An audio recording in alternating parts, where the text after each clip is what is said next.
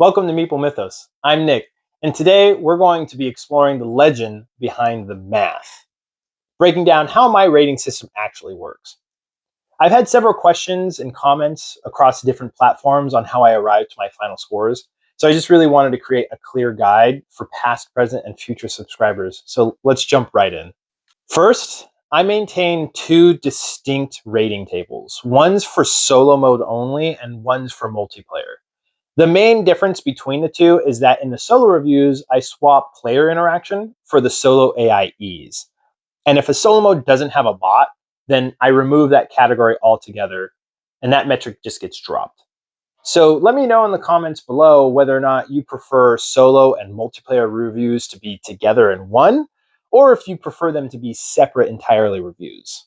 Not all of my metrics are created equally, though. Certain aspects I value a little bit more than others. For instance, fun and enjoyment versus theme and immersion. So each category is actually going to give a specific weight, and you can actually see that here on screen right now, the weights that I give for both my solo as well as for my multiplayer reviews. So as an example, if fun and enjoyment is weighed heavily at times 5, and I give a game a 4 out of 5 for fun and enjoyment, what that basically does is multiply 4 times 5 to give 20 votes towards a score. Then again, in theme and immersion, which isn't as critical to me, it sits at a times 1. So if I give the same 4 out of 5, then it only gets 4 votes because 1 times 4 is 4. And so I calculate a raw weighted average by summing up all of those votes. So in this situation, it would be 24. And we sum up those votes and divide by the total weights. And in this case, that would be 6.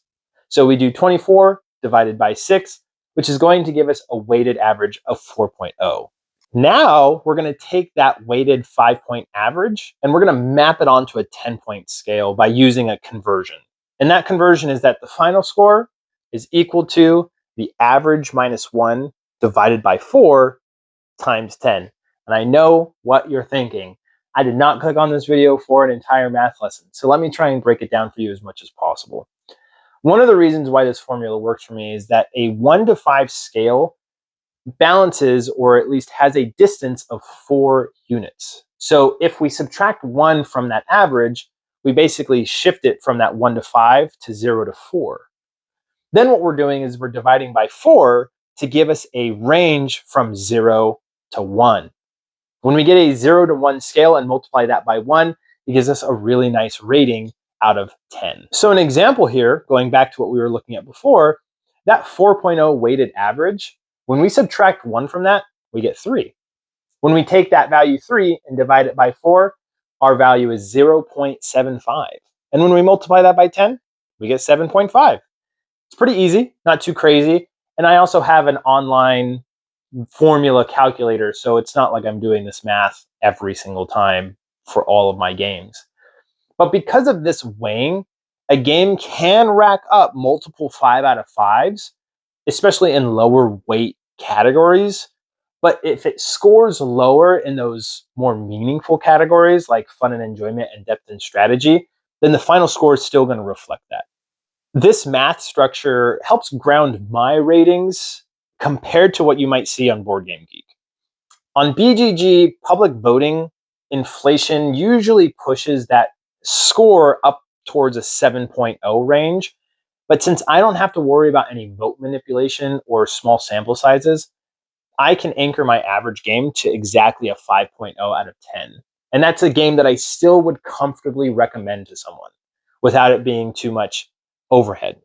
This gives me room to be a bit more granular in my reviews. I think that far too many reviews are giving out 8 to 10 range scores, which to me makes those numbers feel a bit arbitrary at times.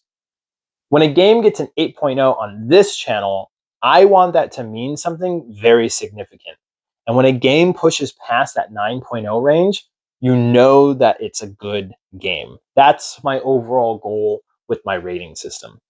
It also leaves genuine room for those lower ranges where a game might just miss the mark a little bit.